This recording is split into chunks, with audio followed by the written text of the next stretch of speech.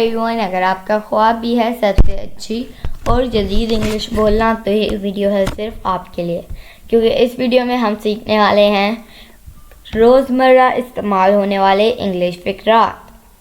तो दोस्तों, यूँ ही आसानी उर्दू से इंग्लिश सीखने के लिए हमारे चैनल इब्राहिम टीवी इंग्लिश को सब्सक्राइब कर लीजिए इस तरह की मज़ीद इंग्लिश वीडियोज़ के लिए। तो चलिए शुरू करते हैं अपना आज का lesson.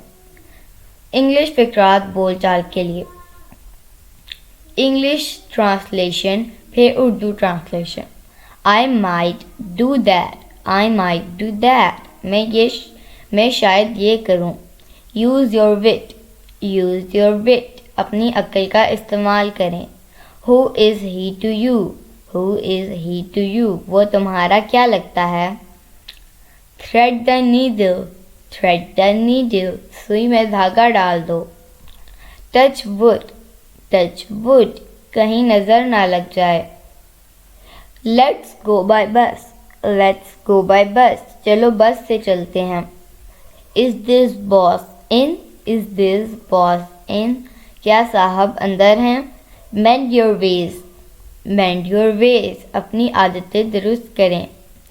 I am delighted, I am delighted, मुझे खुशी हुई। टॉक सेंस, टॉक सेंस, अकल की बात करो। So nice of you, so nice of you, तुम कितने अच्छे हो।